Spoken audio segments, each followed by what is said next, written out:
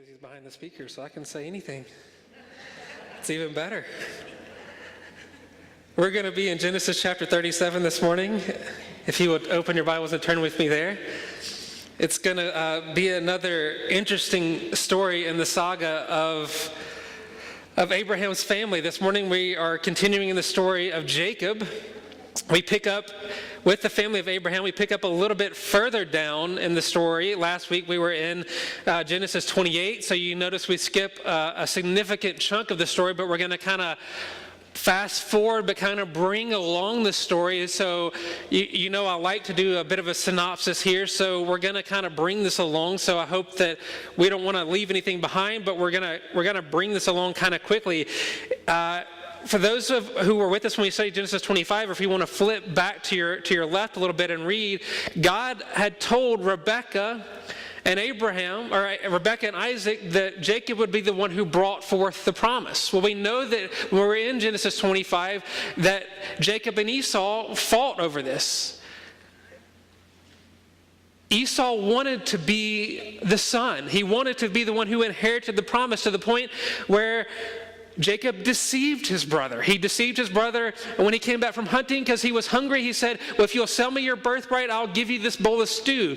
Then he deceived his father to receive the inheritance when he said, when Esau was sent off hunting, Jacob and their mother, Rebekah, got together and decided, hey, we're going to put together this huge meal. We're going to cover you in goat skins. We're going to make you appear to be Esau, and then we're going to send you into your father. So they deceived the brother, they deceived the father, and then Jacob receives the blessing. So then Jacob is sent off for fear of his life because Esau is so angry.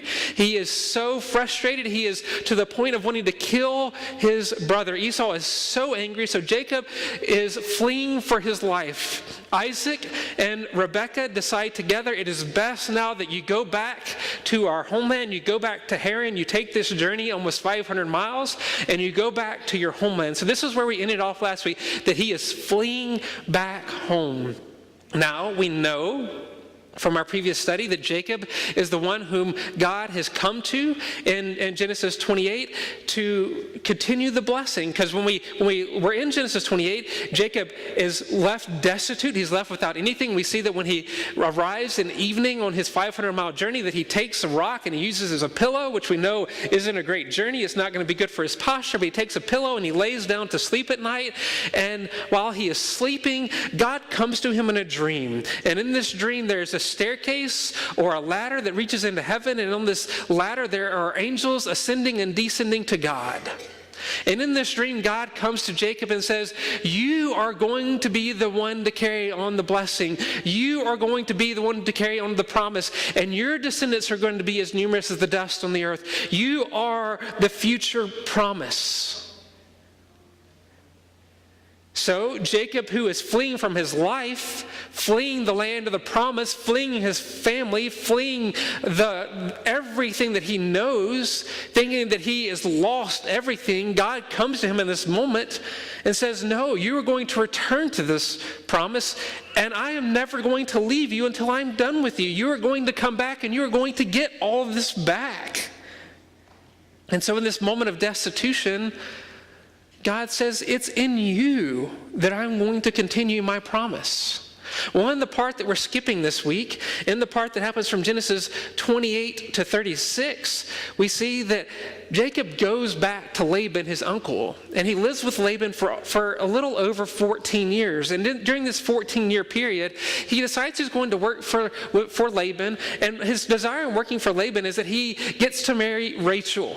Rachel is Laban's beautiful daughter, and Rachel is the one who he wants to be his bride. And so he bargains with Laban. He says, Laban, I will work for you for 7 good years, and I will honestly put in good, hard labor for you for 7 years if you'll let me marry Rachel.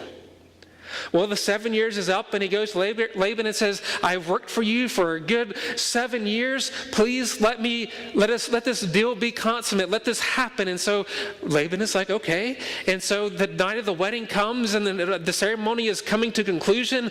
And so Laban puts instead Leah in the tent of marriage. Leah is the older daughter. not the one Jacob was expecting. And so here we see the one who deceived his brother is deceived by his uncle. And Laban says, well, what did you expect? It's not tradition that we would allow our younger daughter to be married before our older daughter. That's not how we do it in our tradition here. You're going to have to marry Leah first. It's just the expectation. So he has to work a whole nother week before he's able to marry Rachel. And then he has to go and working another 7 years to account. So he has to commit to another 7 years, but it's even another 7 days before he even gets to marry Rachel. And so pause with me for just a second, because the question is going to come up sometime this week. So let's just put on pause the emails that are going to come in the next 2 days, and let's answer the emails, okay? Is polygamy biblical? No. Short answer, no, it's not. Where does polygamy come into the question here? It's a result of sin. Is sin biblical? No. What was the desire? The desire was to marry Rachel. How does this whole second marriage come into the equation? It comes through a sinful relationship. Does that make polygamy biblical? Does it make it ordained of by God? No. So the short answer to a long drawn-out thing that happens throughout the Old Testament is no, polygamy is not biblical. Does it happen throughout the Old Testament in God's people? Yes, but if we really dive into what happens throughout chapter 28, throughout chapter 36, as we see, the result of polygamy here in this situation is an enormous amount of sin. It brings about bitterness, strife. It brings about hate in this marriage. It brings about a complete separation of what's going on here, because we see Leah and Rachel are not friends. I mean, do a case study this next week and go look at what happens in these two chapters, and it doesn't end well. They end up being so bitter between each other, they keep passing on. I'm going to have this many children, and then Jacob is going to love me more. I'm going to have this many sons, and he's going to love me more. Well, I'm not having a child right now, so I'm going to give Jacob my servant, and then he's going to have a child, my servant, and then he's going to love. You see this going on and on and on, and Jacob's going to love me more if I do this, and that's not of God. That's a sin. This desire of this, and where does this come from? It comes from exactly from Genesis chapter 3. Your desire will be for your husband, and he will rule over you. It all is building off this whole desire of conquering. And we see that the promise of that whole desire is going to be completed in Genesis 3:15, when the deceiver will be crushed by the head of one who's going to come from the seed of Eve. So this whole problem of sin will come from the line of Jacob. So, moving forward, even in this line of sin, even in this line of problem, we know that God's plans are not going to be thwarted, that God's plans are not going to be subverted, that he is still sovereign, that for those who love God, who are called according to his purpose, as Paul says in Romans 8:28, that all things are going to work together for good, for those who are called according to his purposes, for those who love him, for those whom he foreknew, he predestined to be conformed into the image of his Son, in order that he might be the firstborn among many brothers. And those whom he predestined, he called, and those whom he called, he justified, and those whom he justified, he glorified. Now, what's interesting in this section that we're kind of jumping over this morning, but is hugely important to us, is from these two marriages, we see born many children. So just about the time you're journeying through this huge, long narrative, imagine this. I mean, illustrative purpose. Remember, Moses uses artistry when he's writing to the Hebrew people, and he's trying to get them to follow along with him. So if you're sitting at a theater and you're watching this narrative unfold, this is about the point where you're hitting the bottom of the bucket of popcorn, and you're sitting at the theater and you're like, this movie is going nowhere. Like, God says your descendants are going to be as numerous as the sands on the earth, or as many as the stars in the heaven, but we keep having one child by we're not getting anywhere here quick. I mean, we're going to be here until doomsday, and we're still going to have one child here. But all of a sudden we come to Jacob, and his marriage is here, and we have children. And the picture begins to pick up steam here. Jacob has sons. He has sons plural. And we're going to note the name of the sons here. He has Reuben, the first son, Simeon, the second son, Levi, Judah, Dan, Naphtali, Gad, Asher, Issachar, Zebulun. Joseph is the 11th son. He has Benjamin, the 12th son. Now, what's important about these 12 names here is that in these 12 names, we have the 12 tribes of Israel, right? So if we fast forward through Hebrew history, through Israelite history here in Jacob's lineage are the 12 tribes of Judah. The 12 tribes of Israel are born to Jacob right here in this sinful relationship. And now we begin to see the promise of God to Abraham really take shape. Up until this point, God told Abraham that he would have descendants, and now we see them coming. Now we see everything come to fruition. It's beginning to happen at a fast pace now. Throughout this whole journey of Genesis, there's been one consistent overarching theme: the sovereignty of God. God created.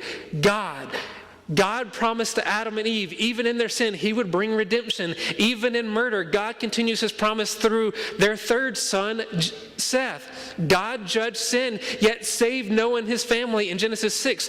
God uses Noah's son. God calls Abram. God allows a barren Sarah to have a child in a very old age. Isaac carries on the promise. Jacob is chosen over Esau, the older son. God reveals himself to Jacob even in his deception and restates the promise even while wandering in the wilderness. However, when we come to our study today, we find the narrative at a bit of a different lens. Now, pause for a moment. Have you personally ever found yourself in a moment of life when everything was going absolutely terrible and absolutely wrong, and you're sitting there thinking, why God? We asked this question in Genesis 15 and Genesis 12. Why God? Why is there silence? Where is God in this moment? What have I done wrong to deserve this? Where is God? Why would God allow suffering like this? If God is sovereign, if God is loving, if God blank, why would this happen to me or to my child or to my grandchild or to my son? Why blank?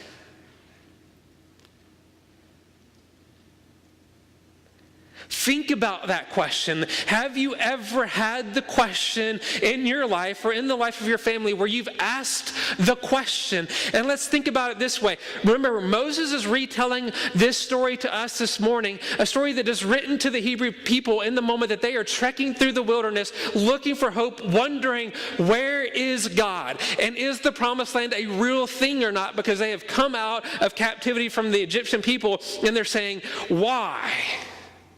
Where is God? Wondering if there is going to be some end to this promise or not. And they're asking this question. And this is where we pick up this morning in Genesis chapter 37. And verse 2.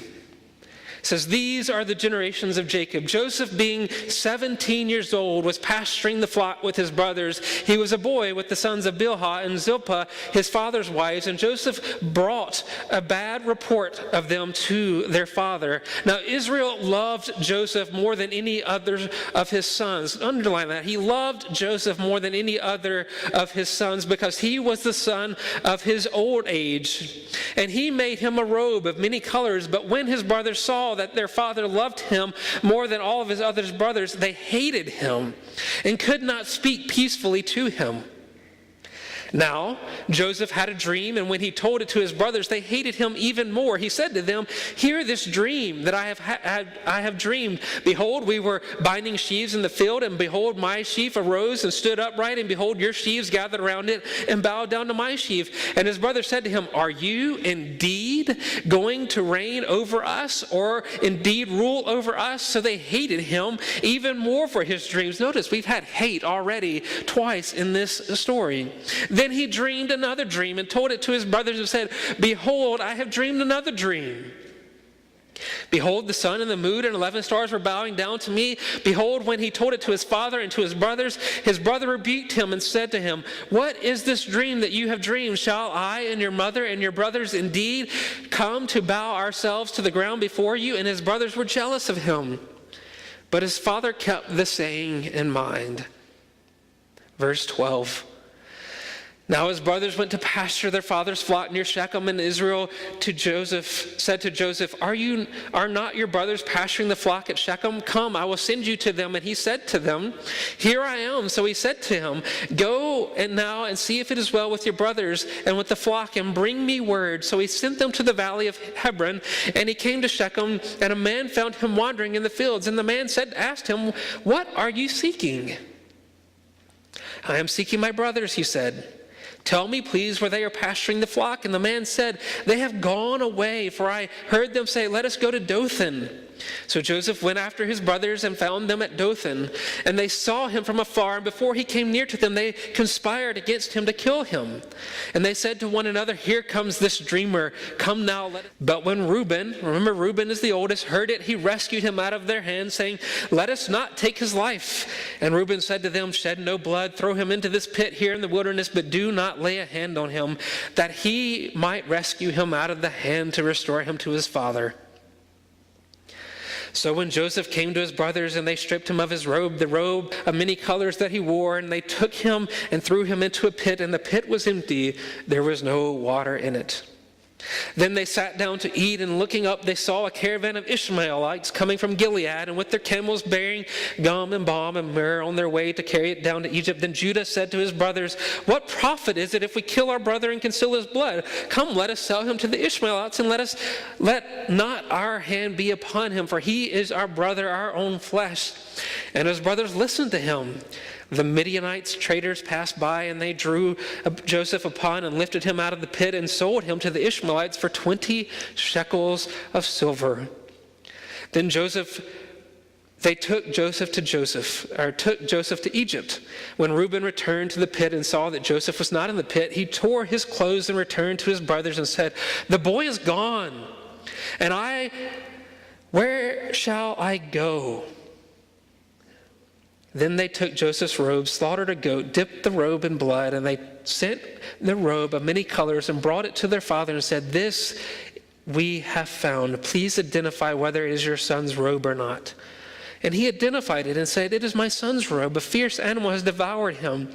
Joseph is without a doubt torn to pieces. Then Jacob tore his garments, put a sackcloth on his loins, and mourned for his son many days. All his sons and all his daughters rose up to comfort him, but he refused to be comforted and said, "No, I shall go down to the Sheol to my son mourning. This his father wept for him." Meanwhile, the Midianites had sold him in Egypt to Potiphar, an officer of Pharaoh, the captain of the guard. So, we open this passage and we see this massive narrative take place of yet another son being shown favoritism to. Here in these open verses from verses 2 all the way to verse 11, we learn a lesson of a parent showing favoritism from the line of Abraham. And while this might be a lesson for parents, I don't think that's a lesson for us to gain. But again, this morning, we see a family drama unfolding over the choice of a family child. Here, Joseph has been chosen. He has been set aside, not just by words, but by this beautiful family cloak that has been extended all the way down to his hands, to his feet. It's colorful. It's probably adorned. It's with trinkets or jewels, but nonetheless, the second to youngest brother, the oldest of Rachel, the oldest son of Rachel who has died giving birth to him. This is the favored child here. This is the one that Jacob loves. This is the son that Jacob adores, and this is the favorite one. This is the son of choice.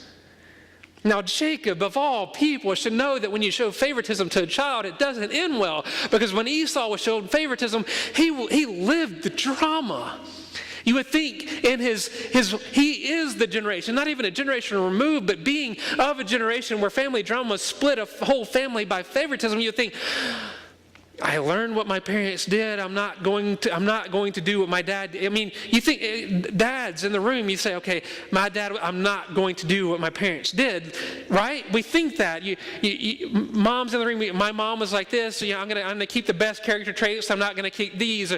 And we think those things, but here, inherently we know we gain the good and the bad, and we have to discipline ourselves, we have to train, and we see these things carrying forth in generations. And here Jacob, seeing the very thing that Isaac did, he is bringing on his own self. And here in this opening paragraph we see Joseph brings a bad report of his brothers. Now, before we think that he was just being a faithful good son, bad report probably means that it wasn't wholly true. Probably a bit deceptive. It's not just that Joseph deserves a gold star on the chest for reporting what was going on, but a probably slightly exaggerated report, a slightly deceptive. Regardless, Joseph comes home from working in the fields with his brothers and now is known as the tattletale. You know, when you're the second to youngest of 12, you've got to work yourself into the pecking order here. The favorite is not a very good brother in a sense, but rather goes running to dad with a list of wrongs from the other brothers. The major point of contention, but this is only the beginning of the family strife. Joseph begins now to brag about his dreams, right? Now, dreams aren't a bad thing if they're just creative, but dream number one, I have a dream. We're all out in the field and we're gathering grain and your sheaves bow down to my sheaf. Well, that's strange, right? Because why does grain bow down? That doesn't really make a lot of sense. Since when do you personify corn or wheat? Is that really going to start? That becomes an issue. Second dream. The stars are bowing down. On and on and on it goes.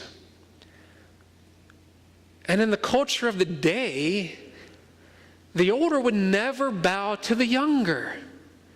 But the younger would always bow to the older. Even the older brother, you go in as the younger, you bow to the older brother. And you definitely wouldn't have your parents bowing to you, but you would always bow to them. It's a sign of respect.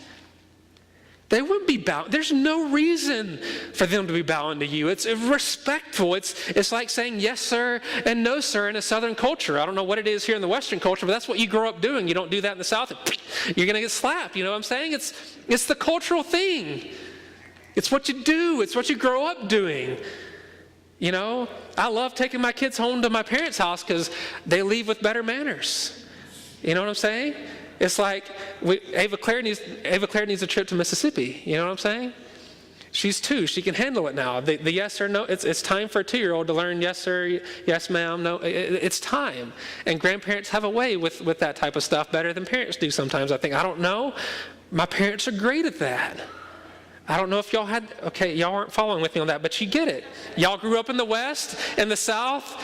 That's a thing. You know, I want my kids to have a Southern accent too. I don't know, there's just something about it, you know? It's just a good thing. Anyway, we also see as the narrative continues in these first 11 verses that Jacob again sends Joseph back out to check on the brothers. He got a report the first time, so the second time he's going to send Joseph out to check on the brothers. They're herding the flocks. And they should be in Shechem, right? It's not that far. It's just over the hill. They should not be that far away to check on them the second time. But they're further off. They're in Dothan. Dothan is a place where no one would be. Dothan is a place, if we're going to get in trouble, no one's going to notice. Dothan is a place where if something happens, no one's going to hear a cry. No one's going to know what happens in Dothan. What happens in Dothan stays in Dothan. You know what I'm saying? No one is going to know what's going on there. If they're plotting something, Dothan is the place far out of the way, a place that would be safe for their plan. And in verse 18 we pick up, it says, they saw him from afar, and before he came near to them, they conspired against him to kill him. And they said to one another, here comes the dreamer. Come now, let us kill him, throw him into one of the pits. Then they will say, a fierce animal has devoured him. Their plan is not just something they came with on a spur of the moment thing. Going to Dothan, going to a place where no one would hear him if something happened, going to a place where they would be out of the way. Their father, their servants wouldn't just trip upon him if something were to come upon, but they go far away. It was a conspired plan here. But Reuben, remember, is the oldest of the 12 children. Here's the plan. He desires to rescue them out of their hands, but he says, let us not take his life. And Reuben says to them, shed no blood. Throw him into this pit here in the wilderness, but do not lay a hand on him. And now Reuben's desire is that he can rescue them and take them back home when they're not paying attention. So Joseph comes, he appears. They, says in verse 23, they strip him of his robe, the robe of many colors that he wore, and they took him and they threw him in a pit, and the pit was empty because there was no water in it. Now notice here, if we're just randomly reading through this passage, you think, no big deal. I've had older siblings. You get roughed up when you're a sibling. It's just what happens. But violently, the language here is they stripped him of his robe and they threw him into a pit. This isn't, oh, we're going to go gently take the robe off of him and we're just going to put him in a hole in the ground. It's literally they stripped the clothes off of him. It's like they come from all sides. They grab him, they throw him, they take the clothes, and they throw him, hurl him into a hole. And notice it says there was no water in it. Probably an old well, an old cistern, something that was used for holding water in the past. It wasn't like it was just some random thing. It was a hole deep enough that a 17-year-old boy couldn't climb up out of it if he tried. A violent scene. The dreamer comes upon the dreamer who had in his head that eventually perhaps these guys were going to bow down to him. This guy, just a naive 17, 18-year-old boy here. Think about it. Put yourself in this picture. Put yourself in this scene. This is what's going on. Their desire is murder. Their desire is to kill. Their desire is to eliminate this. Their desire is to be done with this. Their desire is to move on. And here, Joseph walks into this scene and it is violent. It is destructive. It is broken. And we say, well, Joseph would just open his mouth too much. Think about it. If you've ever been in a place of employment where you had a manager who you just thought, man, he has it coming, right? That manager, he's just not a good man. I just don't like that manager, so he just has it coming. Maybe you just don't like the way the manager expects you to be there on time or expects you to stay until the clock's over. Or maybe the manager's just too attentive to details or whatever the thing is. But the manager just has it coming. And so you and your coworkers, when you're sitting on your breaks, you're just like, there's just that frustration there. Or maybe it's when you get pulled over by the cop, right? You're like, for all the cops in the room. Like, no. You think, no. And it's that same mentality, that frustration. But the reality here, the question we have to ask, or the point we have to come to is, what sin, at what point is Joseph wrong?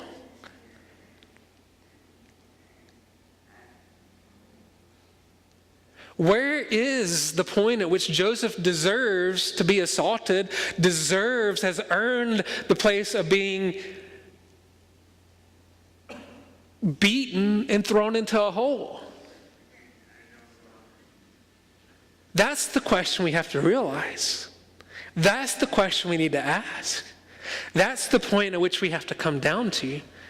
Pick up in verse 25. Just hold that question. We're not going to answer it. We don't answer questions here, right? We just ask them. I'm not real good at answering questions. We have smarter people for that. Verse 25, it says, "Then they sat down to eat. And looking up, they saw a caravan of Ishmaelites coming from Gilead, and their camels bearing gum and balm and myrrh on their way to carry it down to Egypt. And Judah said to his brothers, 'What profit?'" This is a smart brother, right? "Why kill something you can make a profit on?" Right? So he says, "What profit if we kill our brother to conceal his blood? Come on, let us sell him to the Ishmaelites, and let not our hand be upon him, for if he is our brother, our own flesh." And the brothers listened to him. Then Midianite traders passed by, and they drew Joseph up, lifted him out of the pit, and sold him to the Ishmaelites for 20 shekels of silver. So you have one brother in the bunch who's smart. Why kill something you can make money on? There's a profit margin here. Return on investment, right? So if we can work this out, what's the problem here? This is a good deal. Not only do we get rid of him, but we get money on the side. This is going to work out in our favor. So they're violent towards their brother. They take his coat. They throw him in a pit. Reuben has talked them out of killing him.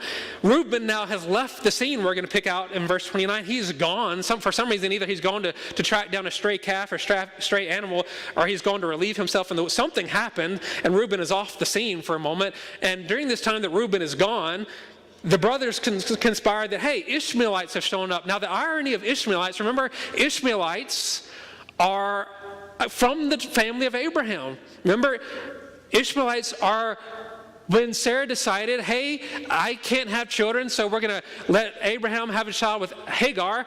Hagar has Ishmael. Ishmael is sent out, so there come the Ishmaelite people. They're the ones cast out from God. So Ishmael shows up again in the Bible at Abraham's funeral, but then he's cast out again. So Ishmaelites are at hate with the people of God. So here, all of a sudden, the Ishmaelites come back into the scene, and they're like, hey, if there's a people to sell him to, it's the Ishmaelites, because they're never going to show up again in the picture. For sure, Joseph is not going to be back around. We're at enmity with the Ishmaelites. So if we're going to sell him to somebody, it's these people, because he's not going to show up again, and he's going to go off. He's going to be in Egypt, and we're here, and it's a good people. But they sit down to eat. You have little brother Joseph, a 17, 18-year-old kid down here in a pit, probably screaming and crying out, "What have I done wrong?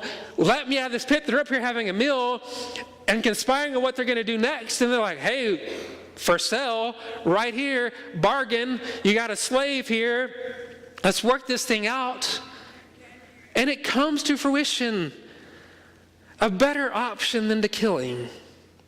They're not going to have to deal with Anicet's little brother anymore. What has Joseph done wrong? Hold the question. Where is God in this equation? Question number 2. What has Joseph done to deserve this? Reuben returns. We know that he left for some reason. We don't know why. Joseph was not in the pit. He tore his clothes and returned to his brothers and says, "The boy is gone. And where shall I go?" They took Joseph's robes and they slaughter a goat. We go back to the story of Rebekah and Isaac and Jacob. What do they do what do Rebekah and Jacob do to deceive Isaac? They make goat stew. We fast forward, and maybe it's no irony at all. Maybe it's just the animal that was at hand. And here the brothers slaughter a goat. Rub its blood all over the coat. They send the coat all the way back to dad, Jacob. And Jacob is now deceived about his own son's death by the blood of a goat on his son's coat. He goes into mourning, he tears his clothes, he puts sackcloth on his loins, and he's inconsolable, literally inconsolable, because his favored son is dead. The brothers deceived the deceiver.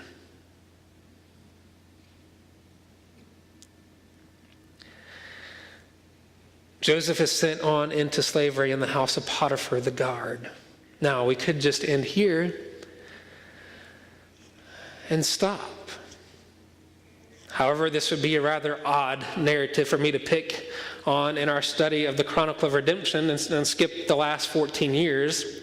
But at the same time, this narrative points us directly to the grace and the work of God. Here at Dothan, we see clearly the hand of God, even in the sin of the brothers, even in the despair of a young teenager named Joseph. In this moment, we seem to find the silent inaction of God. If you look throughout 37, where do you see the name of God?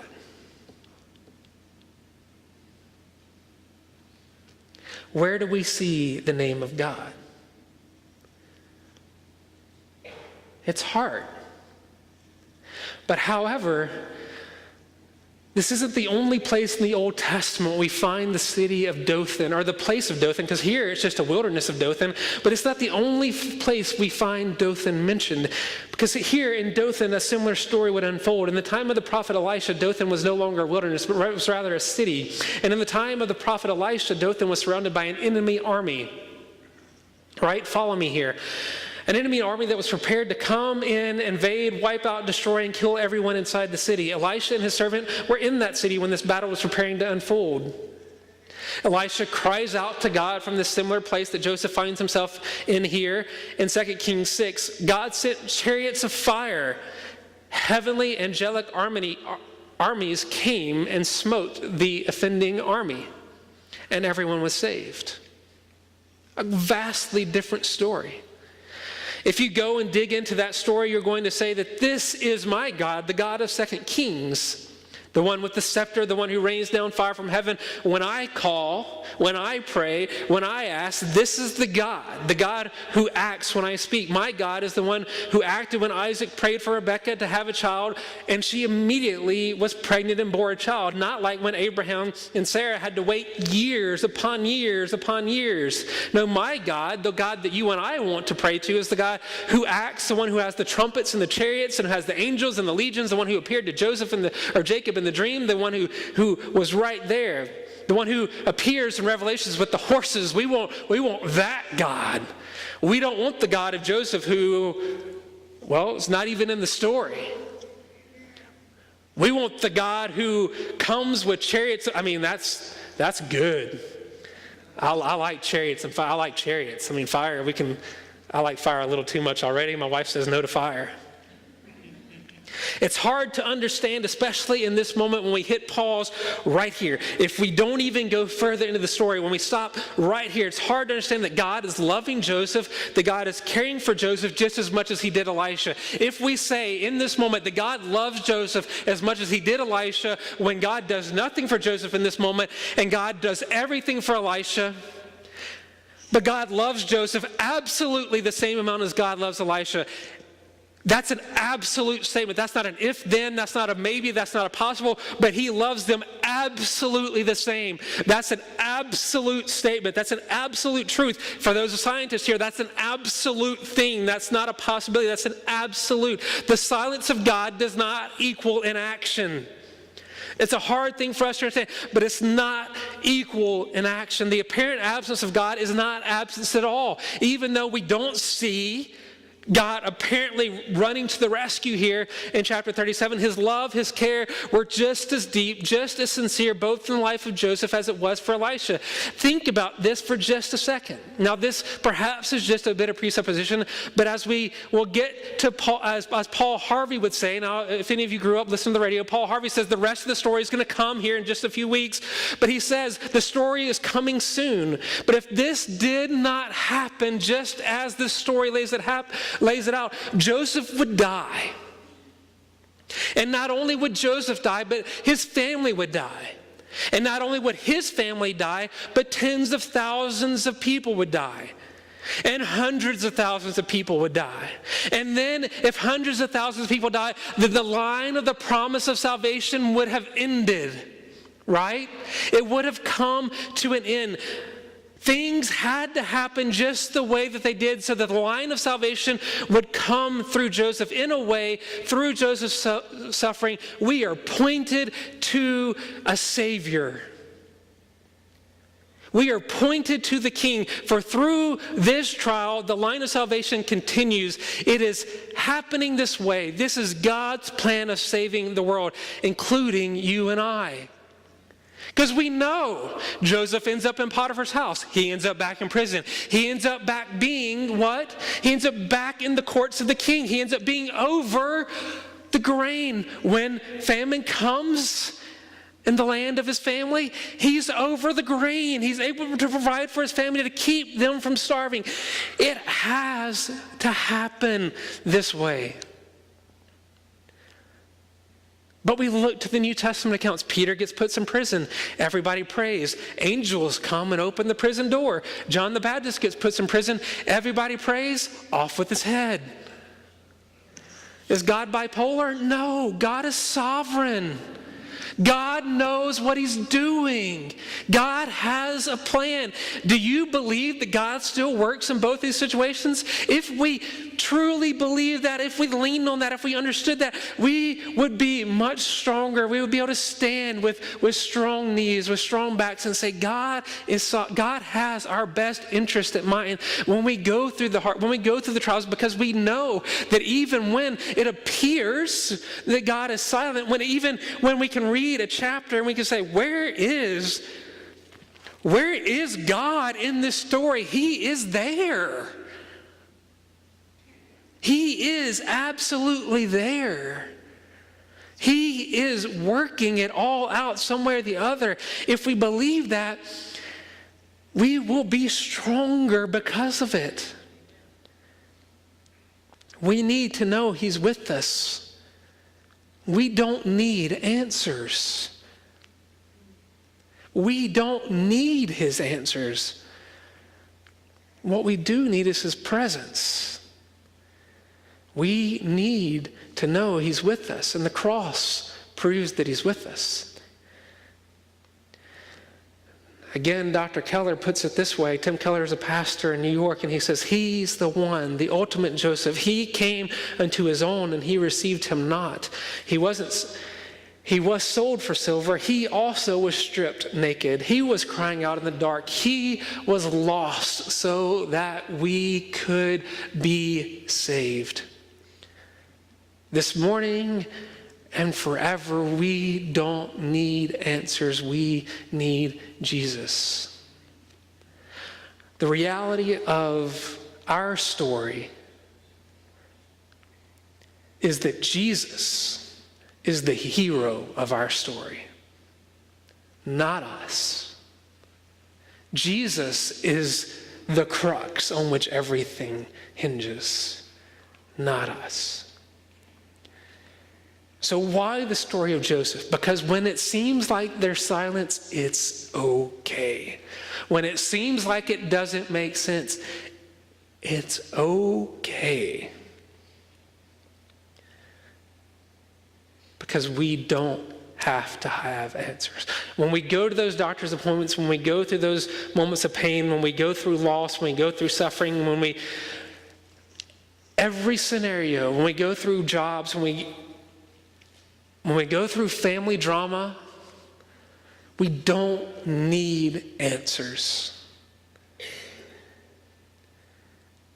Because Jesus is the hero of this story.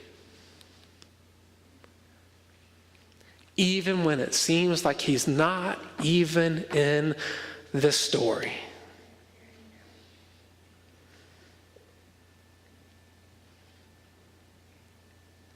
There was no reason for the brothers to do what they did. There was no reason for Joseph to go through what he did.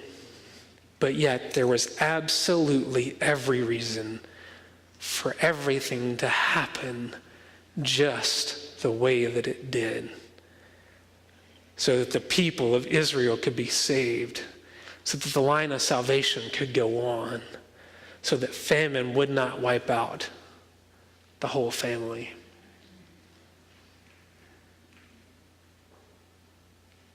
Think about this, and I'm going to close because I've got the note.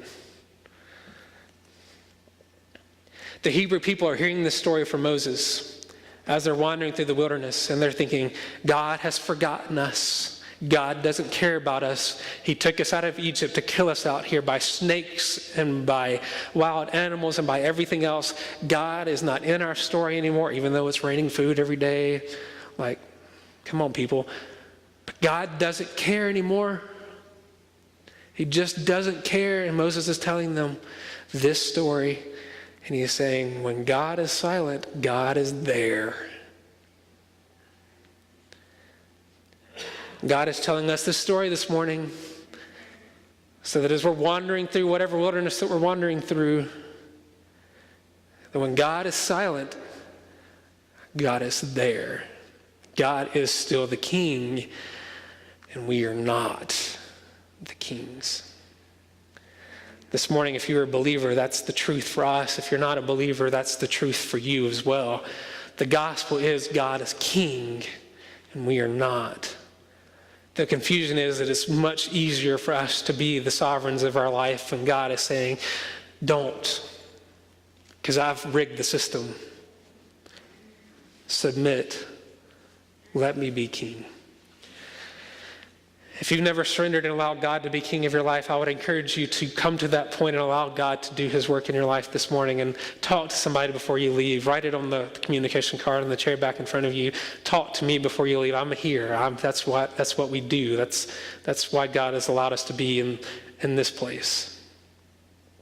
This morning, as we prepare for communion, every person in the room that's a believer, and a born-again believer, we encourage you to take communion, but do it under this guise of remembering that when you're dealing, and I know there's people in this room who are dealing with immense suffering, do it in a new celebration this morning of in your suffering and in your pain, or maybe if you're in this place of celebration, do it in this place of celebration, recognizing that God is king. And in this moment of silence, or maybe you're hearing him in ways that you haven't heard in decades, do it in celebration of that. Don't do it because it's a rote thing that we do on the first Sunday of every month, but do it because God is king and we worship that God, and it's good.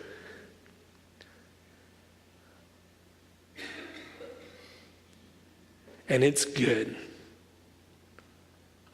I think we're going to sing, and Fred's going to give us a little bit of time to examine our hearts and prepare for that celebration, but do that, and then we're going to come and we're going to celebrate in worship communion, because that's what it is it's worship of remembering and celebrating a God who is king, and in great audible voices and in great silence. God is king, and we don't have to do details because he's the hero.